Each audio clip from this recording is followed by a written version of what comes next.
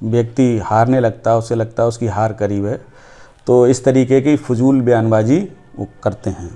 पोस्टरबाज नेता नहीं, मैं प्रेजेंटेबल नेता हूँ नवाबगंज। जब आप भ्रष्टाचार करेंगे तब आप पर आरोप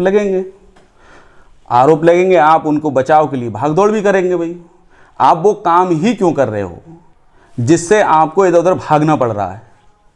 2 पैसे कमाने की हैसियत न रखते हुए दूसरे लोगों को लाखों हजारियों रुपए देने की झूठी बातें करना, क्या इसको तेज तर्रार छवि कहते हैं? आप देख रहे हैं स्टार न्यूज भारत।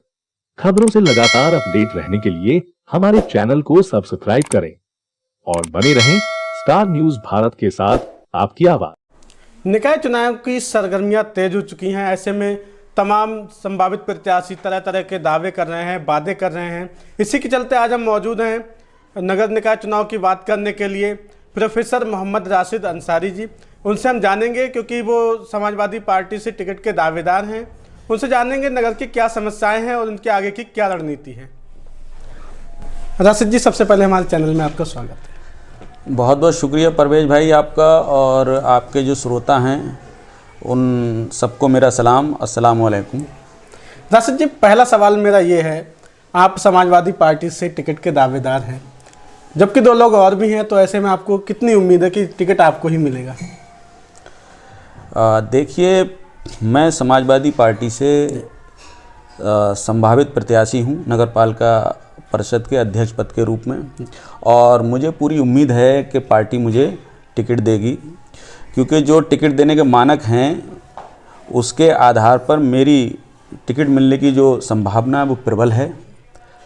जैसा कि पिछले कुछ सालों से जो भी प्रोग्राम समाजवादी पार्टी के चले हैं, जो भी कार्यक्रम हुए हैं, आंदोलन हुए हैं या जो सम्मेलन हुए हैं, उसमें मेरी पूरी तरीके से भागीदारी रही है, प्रभावी भागीदारी रही है। साथ ही अभी 2022 में जो इलेक्शन हुआ है समाजवादी पार्टी का विधानसभा का, उसमें भी मैंने प्रभावी रूप से 100% अपना दिया है। और राज्य सम्मेलन, राष्ट्रीय अधिवेशन, इसमें भी मैं एक डेलीगेट्स के रूप में शामिल हुआ हूँ, और मेरी इस सब जानकारियों का संज्ञान संगठन के माध्यम से परमादरणीय श्री अखिलेश यादव जी, राष्ट्रीय अध्यक्ष समाजवादी पार्टी के पास पहुंचा है। और इसके उपरांत 31 जुलाई 2022 को लखनऊ पार्टी कार्यालय पर माननीय अखिलेश यादव जी से मेरी मुलाकात हुई है। राशिद जी, आप एक प्रोफेसर हैं और अच्छी खासी जॉब कर रहे हैं, उसके बाद जो है बावजूद भी आपको अचानक चुनाव में उतरने की जरूरत थी, क्या लगा आपको? देखिए, पिछले 25 साल की अगर आप नवाबगंज की राजनीति उठा के देखेंगे तो यहाँ की जो राजनीति है बहुत दूषित और खंडित रही है, जिससे नवाबगंज की जनता का हर स्तर पर नुकसान हुआ है।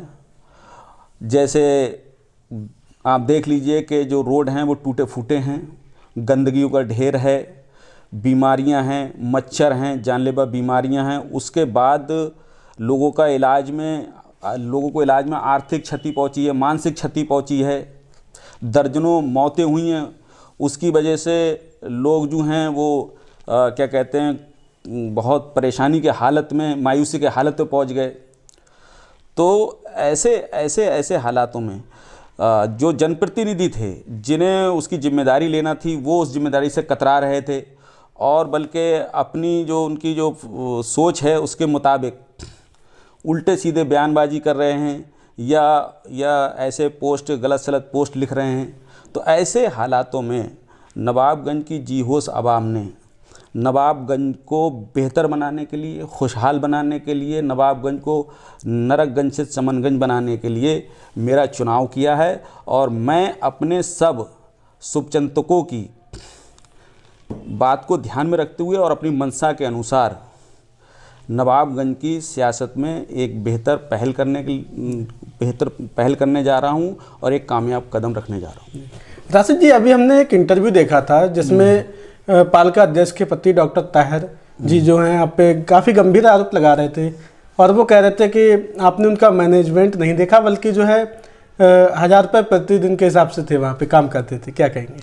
देखिए, जब कोई व्यक्ति हारने लगता है, उसे लगता है उसकी हार करीब है, तो इस तरीके की फजूल बयानबाजी वो करते हैं और वो अपनी आदत के अनुसार, उनकी ये आदत है इस तरीके के बयान देना, झूठे फर्जी बयान देना, ये उनकी आदत में रहा है। मैं ऐसे बहुत सारे लोग जानता हूँ जिनसे इन्होंने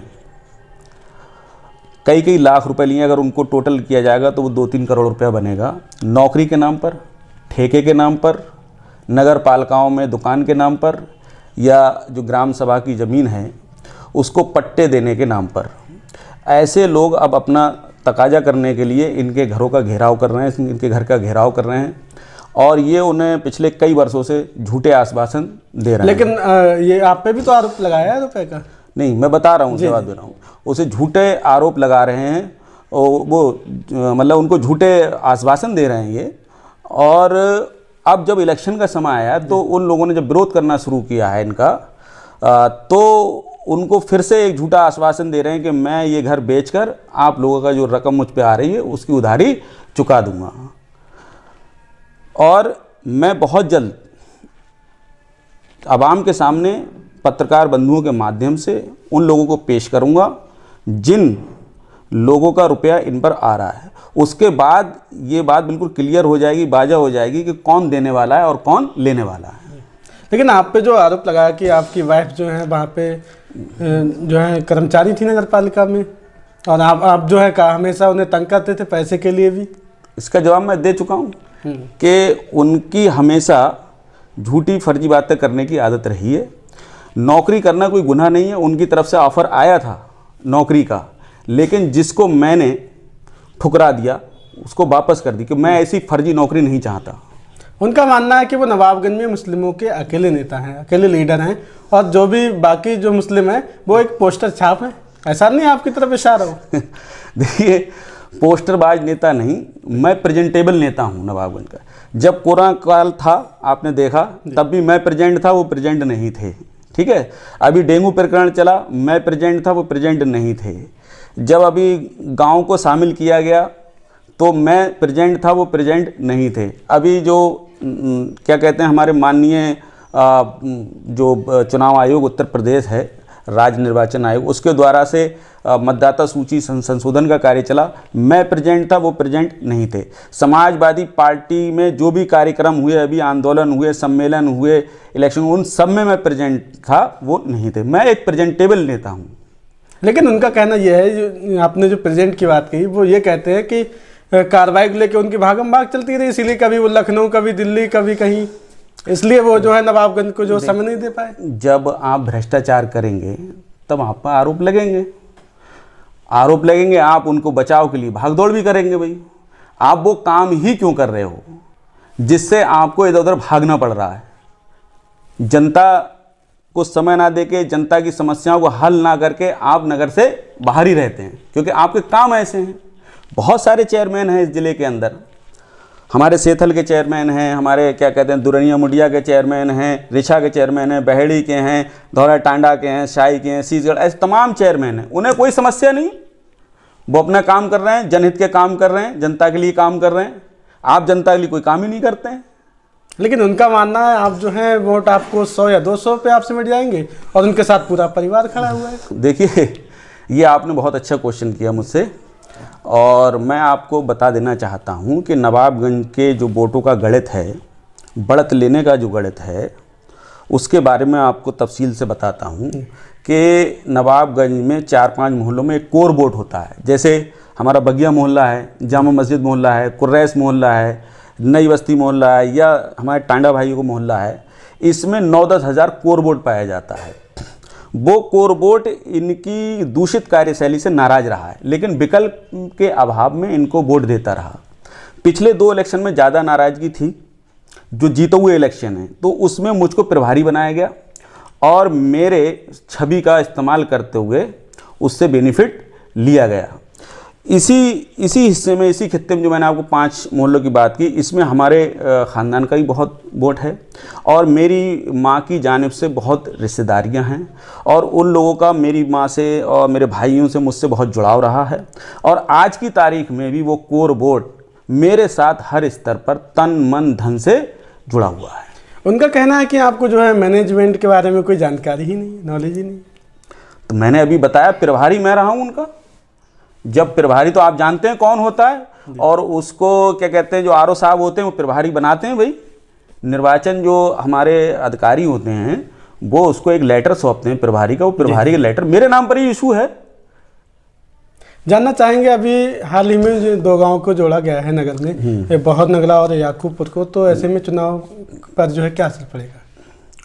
देखिए, मैं उसके बारे में भी आपको तफसील से बताता हूँ कि जो दोनों गांव नवाबगंज नगर पालिका क्षेत्र में जोड़े गए हैं, हालांकि परिसीमन की जो प्रक्रिया है वो एक सामान्य प्रक्रिया है, इलेक्शन से पहले वो होती है।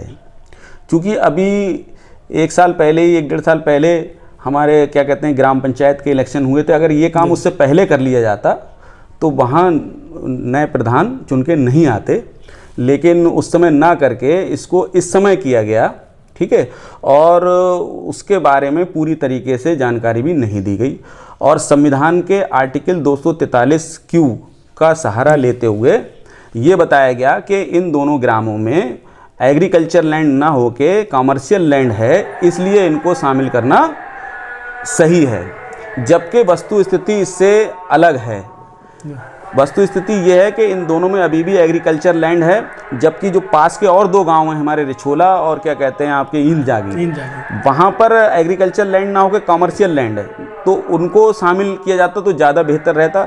इसलिए जो प्रक्रिया अपनाई गई वो अन्यायपूर्ण और अनुचित थी, और इसका जो नोटिफिकेशन शासन से जारी हुआ उसको भी पब्लिक डोमेन में शायद नहीं किया गया। आखिरी दिन 13 सितंबर को इसको जाहिर किया गया।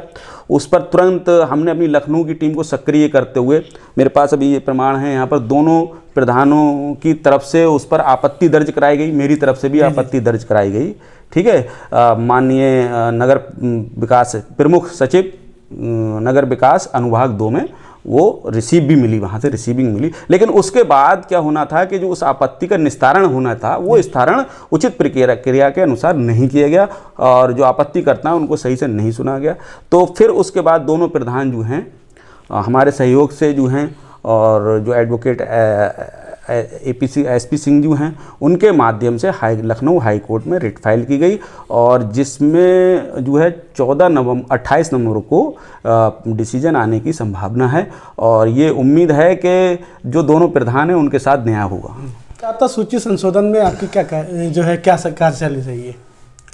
देखिए, हर इलेक्शन से पहले जो स्थानीय निकाय चुनाव होता है तो राज्य निर्वाचन माननीय राज्य निर्वाचन आयोग द्वारा मतदाता सूची संशोधन का कार्य होता है, उसमें कि 5 साल के अंदर जो जिन वोटर्स की, जिन लोगों की आयु जो है वो 18 साल या उससे ज़्यादा हो गई तो उनको जोड़ा जाएगा, और जो वोटर्स की डेथ हो गई है या कहते हैं कि उनकी शादियां हो गई हैं या कोई बाहर माइग्रेट कर गए तो उनका नाम मतदाता सूची से हटाया जाता है, जिसे विलोपन कहते हैं। और कुछ ऐसे मतदाता होते हैं जिनके नाम में कोई दिक्कत होती है एज को लेकर, तो उनका वो संशोधन किया जाता है। तो ये परिवर्तन का और क्या कहते हैं विलोपन का और संशोधन का कार्य पिछले 35-40 दिनों तक चला नवाबगंज के अंदर, और मेरे स्तर से जो BLO को सहयोग दिया जा सकता वो दिया गया, और पूरा कार्य जो है मानक के अनुसार निष्पक्षता से चलाया गया, और जो है वो नए वोट बन के आए। इस बीच क्या हुआ था कि कुछ प्रत्याशियों ने अपने प्रभाव का इस्तेमाल करते हुए इसमें थोड़ा सा रुकावट डालने का प्रयास किया, तो उसको लेकर तुरंत मैं माननीय हमारे जो ज़िले के लीडर हैं बड़े, माननीय भगवत शरण गंगवार जी, पूर्व मंत्री जी, मैं उनके साथ SDM साहब के पास गया और ज्ञापन दिया कि इस कार्य को पूरे निष्पक्षता के साथ, पूरी ईमानदारी के साथ किया जाए। वोट बनने से लेके वोट जुड़ने से लेके पढ़ने तक सारा कार्य निष्पक्षता के साथ किया जाए। ये सभी दावेदार जो हैं अपनी तेज तर्रार छवि प्रस्तुत कर रहे हैं जनता के सामने, लेकिन आप जिस तरह से हम देख रहे हैं आप सादा मिजाज के हैं और अभी भी वो बात सामने नहीं आ रही तेज तर्रार वाली, क्या कहेंगे? देखिए, जो आप जिस तेज तर्रार छवि की बात कर रहे हैं, तो क्या दूसरों को गाली देना, झूठ बोलना, फर्जी बातें करना, रिश्तों को तार तार करना, 2 पैसे कमाने की हैसियत ना रखते हुए दूसरे लोगों को लाखों हजारियों रुपए देने की झूठी बातें करना, क्या इसको तेज तर्रार छवि कहते हैं? मेरी छवि एक जिम्मेदार, सच्चे और लोगों के साथ खड़े होने वाले मददगार इंसान की रही है, और मैं इसी छवि के साथ पूरे नवाबगंज की आवाम के साथ खड़ा हूँ, और इसी छवि की वजह से लोग मुझे पसंद करेंगे। मैं उनका दिल जीतूंगा और इंशाअल्लाह इलेक्शन भी जीतूंगा। क्या लगता है आपको, जिस तरह से लोग डटे हुए हैं मुस्लिमों को लेके गेम खेल रहे हैं, तो क्या लगता है सिर्फ मुस्लिम वोटों से ही चुनाव जीत लिया जाएगा, जबकि पिछली बार से 10,000 वोट प्लस हुआ है इस बार? देखिए, ये इस बार का जो इलेक्शन है वो हिंदू मुस्लिम नहीं होगा। इस बार का जो इलेक्शन है वो सेकुलर होगा, और जो वोट आप कह रहे हैं 10,000 बड़ा है, तो पहले 29,500 था, अब शायद 39,500 40,000 के आसपास हो गया, और लगभग दोनों का वोट लगभग बराबर है। और जो जनता है इस बार, वो जो पोलराइजेशन होता था उसके झांसे में नहीं आएगी, और जनता एक अच्छे प्रत्याशी को, ईमानदार प्रत्याशी को, शिक्षित पढ़े लिखे प्रत्याशी को चुनेगी, और जात, बिरादरी, धर्म से ऊपर हटकर वोटिंग करेगी। अभी हाल ही में पालिका अध्यक्ष ने बीजेपी की ही सहयोगी पार्टी निषाद पार्टी को ज्वाइन किया है, तो किस नज़रिए से आप देखते हैं उसे? देखिए, वो उनका व्यक्तिगत फैसला है, और मैं उनको निषाद पार्टी ज्वाइन करने के लिए बहुत बहुत मुबारकबाद पेश करता हूं, और उनका शुक्रिया भी अदा करता हूं। शुक्रिया मैं इसलिए अदा करता हूं कि अब उनका हमारी समाजवादी पार्टी, खानदान, समुदाय से कोई कंपटीशन नहीं रहा। अब उनका कंपटीशन जो है टिकट को लेकर उनकी सहयोगी पार्टी भारतीय जनता पार्टी से है, और हमारा उनसे कोई भी ताल्लुक़ अब नहीं है। और उन्होंने जो ये अभी कदम उठाया है, वो जो उनकी दूषित कार्यशैली रही है, उस दूषित कार्यशैली के प्रभाव स्वरूप उन पर जो कार्रवाई होना थी, उससे बचने के लिए वक्ती तौर पर समाजवादी पार्टी से तो वो पहले भी नहीं थे ना, प्रगतिशील समाजवादी पार्टी से थे। वो 12 से 17 तक समाजवादी पार्टी में रहे, और 2019 में जब प्रगतिशील समाजवादी पार्टी बनी तो उसमें चले गए, और फिर उसके बाद बसपा में शामिल हुए, फिर प्रगतिशील समाजवादी पार्टी, फिर अभी विधानसभा के इलेक्शन में समाजवादी पार्टी से जुड़े, और अब वो निषाद पार्टी में चले गए। तो क्या लगता है आपको, आपने जो है नवाबगंज के विकास के लिए आपका क्या एजेंडा है? देखिए, नवाबगंज जो है वो एक एजुकेशन के नाम से जाना जाता है, एजुकेशन के हब के नाम से जाना जाता है। यहाँ डॉक्टर्स हैं, मास्टर्स हैं, लॉयर्स हैं, और सिविल में कई सारे लोग हैं, लेकिन उस स्तर से नवाबगंज का विकास को अगर देखा जाए तो जीरो है। तो लिहाजा अगर नवाबगंज की जनता मुझे विश्वास दिखाती है, मुझे चुनती है, सहयोग देती है, सम्मान करती है, तो मैं 5 प्रमुख कार्य नवाबगंज के लिए करना चाहूँगा। सभी समुदाय और वर्ग के लोगों के लिए 5 कम्युनिटी हॉल बनेंगे। सभी समुदाय वर्ग के लोगों के लिए 5 लाइब्रेरियाँ बनवाई जाएंगी। सभी वर्ग और समुदाय के लोगों के लिए 5 पार्क बनवाए जाएंगे। स्कूल बनाए जाएंगे जिनमें सभी वर्ग के लोगों को आधुनिक शिक्षा मुहैया कराई जाएगी। लाइब्रेरियों में जो हमारे कंपटीशन के बच्चे हैं उनके लिए हर प्रकार की कंपटीशन की बुक्स रखी होंगी। यहाँ तक कि ऑनलाइन फ्री कोचिंग की भी व्यवस्था की जाएगी। साथ में जो बच्चे हमारे युवा साथी जो हैं, जो खेल में रुचि रखते हैं, तो उनके लिए एक मिनी स्टेडियम बनवाया जाएगा जिसमें cricket, badminton, football, volleyball, kabaddi, इन सारे खेलों का ध्यान रखा जाएगा।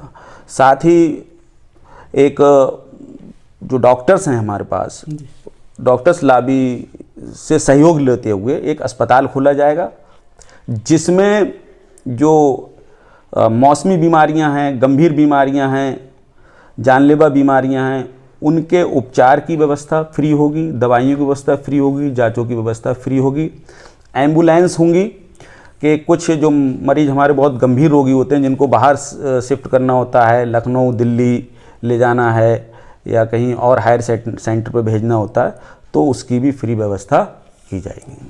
क्या आपको मालूम है नवाबगंज में एक प्राइमरी जो है उर्दू स्कूल भी चलता है, जबकि मैं अगर बात करूं तो यहाँ पे जो है मुस्लिम चेयरमैन की बात करें तो 3 बार यहाँ पे रह चुके हैं और उससे राठौर साहब भी 2 बार रहे हैं, लेकिन किसी ने यहाँ पे जो उर्दू मीडियम स्कूल चल रहा है किसी ने उस पर नज़र नहीं डाला। आपको है जानकारी? जबकि वो जो जिस पे चलता था वो जगह जो है किसी ने दान की थी।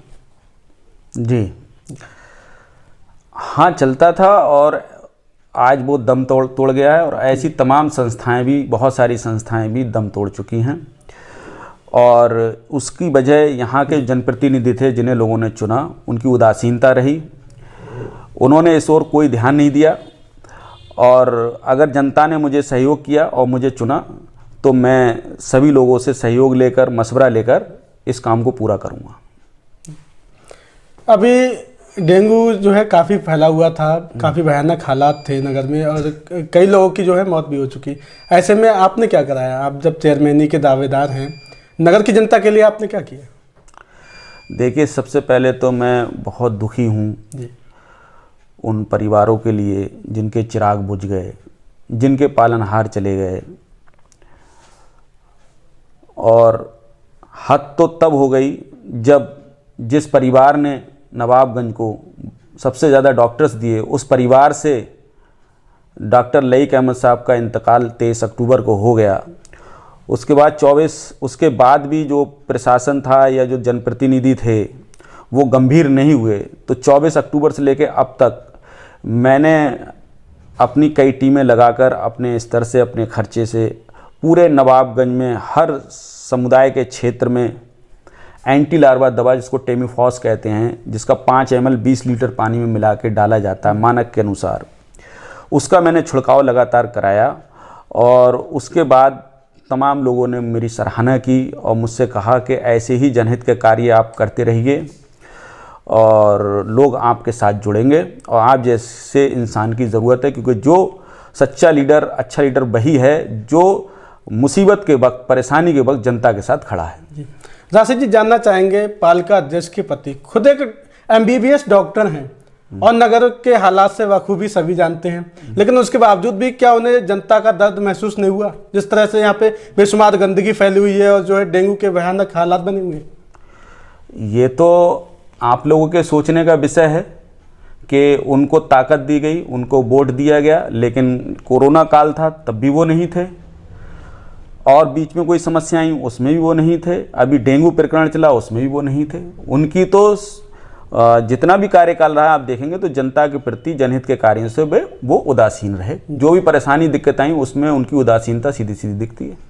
पालिका अध्यक्ष के परिवार ने और इधर राठौर साहब के परिवार ने एक दूसरे पर कई केस किए, मुकदमेबाजी चलती रही, ऐसे में जनता को क्या मिला? जनता इन दोनों की लड़ाई में पिस गई और अपने आप को ठगा हुआ महसूस करती है और आज वो नए विकल्प की तलाश में है और बहुत उम्मीद के साथ मेरी तरफ देख रही है और मैं उनकी उम्मीद को जिंदा रखूंगा, उनको मायूस नहीं होने दूंगा। तो क्या लगता है जनता ने इस बार जो है मन बना लिया बदलाव का?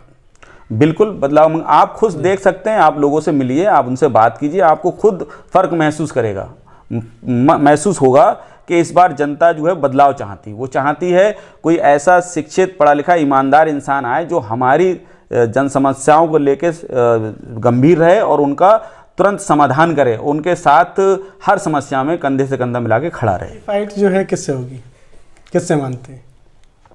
देखिए, अभी स्थिति साफ नहीं है कि किस पार्टी से कौन सा प्रत्याशी आएगा, तो जब तक ये अभी आरक्षण होना ही बाकी है, आरक्षण के बाद पार्टी जो हैं वो टिकट डिक्लेयर करेंगी, उसके बाद स्थिति साफ होगी कि हमारा, वैसे सामान्य तौर पर मैं समाजवादी पार्टी से हूँगा तो हमारा मुकाबला भारतीय जनता पार्टी के जो भी प्रत्याशी होगा उससे होगा। नवाबगंज की जनता के लिए आपका क्या मैसेज, क्या संदेश? नवाबगंज की जनता से मैं यही कहूँगा कि वो अपना बहुत अच्छे से ख्याल रखें। हालात बहुत ख़राब हैं इस समय, बहुत सारी बीमारियां हमारे कस्बे के अंदर फैली हुई हैं। सफाई सुथराई का ध्यान रखें। और मैं उनसे ये कहूँगा कि जिस तरीके से वो अपने बच्चों की पढ़ाई के लिए, ये जो हमारे युवा हैं, जब वो कहीं एडमिशन लेने जाते हैं किसी यूनिवर्सिटी कॉलेज में, तो एक अच्छे टीचर का इंतखाब करते हैं, या जब वो बीमार हो जाते हैं तो किसी अच्छे डॉक्टर का इंतखाब करते हैं। उसी तरीके से इस बार के इलेक्शन में वो एक बेहतर कैंडिडेट का इंतखाब करें जो उनके समस्याओं का समाधान कर सके, जो उनके बुरे हालातों में उनके साथ खड़ा रहे। और मैं ये उम्मीद करता हूँ जनता से कि वो मुझे सहयोग करेंगे। बहुत बहुत शुक्रिया हमारे चैनल में आने के लिए। तो ये थे प्रोफेसर मोहम्मद राशिद अंसारी जी, जिनसे हमने जो है चुनाव को लेकर तमाम चर्चा की, नगर की समस्याओं को लेकर जो है तमाम तरह के मुद्दों पे चर्चा की। आगे भी हम जो है आपको इस तरह के इंटरव्यूज़ दिखाते रहेंगे और नगर की समस्याओं को लेकर जो है वार्तालाप करते रहेंगे। नगर की हकीकत जो है वो आपको दिखाते रहेंगे। देखते रहिए परवेज अंसारी की न्यूज़।